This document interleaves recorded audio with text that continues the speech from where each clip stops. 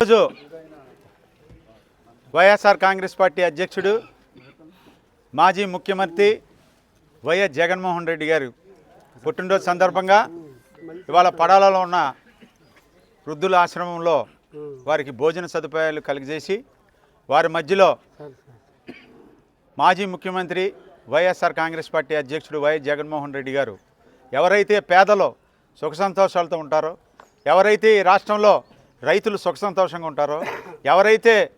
ఈ రాష్ట్రంలో పేద విద్యార్థులు మంచి చదువులు చదువుకుని సుఖంగా ఉండాలని కోరుకున్నాడో, ఎవరైతే అక్క చెల్లెళ్ళు అందరూ స్వయం ఉపాధితో వాళ్ళ కాళ్ళ మీద వాళ్ళు నిలబడాలని ఏదైతే ఆశయాలు కలలు కన్నాడో, అలాగే ఇవాళ ఏదైతే ఇవాళ రాష్ట్రంలో ఉన్నటువంటి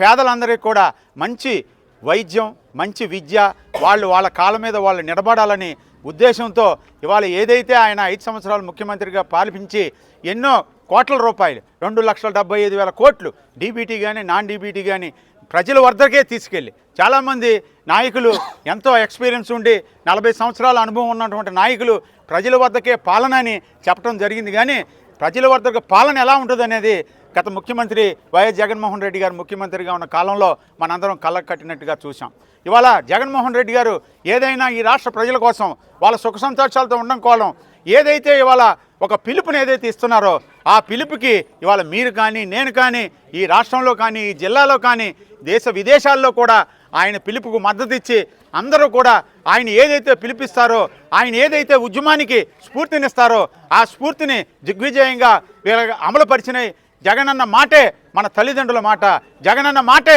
మన దేవుడి మాట అనే ఉద్దేశంగా మన కార్యకర్తలందరూ పనిచేసి ఆయన యొక్క పుట్టినరోజు సందర్భంగా ఇవాళ ఈరోజు మీ అందరి సమక్షంలో ఈ రాష్ట్ర ప్రజల తరపున, ఈ రాష్ట్ర రైతాంగం తరపున, ఈ రాష్ట్ర పేద విద్యార్థుల తరపున, ఈ రాష్ట్రంలో ఉన్న మహిళల తరపున, ఈ రాష్ట్రంలో ఉన్న అక్క చెల్లెల తరపున, మీ అందరి తరపున ఆయన నిండు నూరేళ్లు చల్లగా ఉండాలని, ఆ దేవుని ఆశీస్సులు మెండుగా ఉండాలని, భవిష్యత్తులో 2027, 28, 29 ఎప్పుడు ఎన్నికలు జరిగినా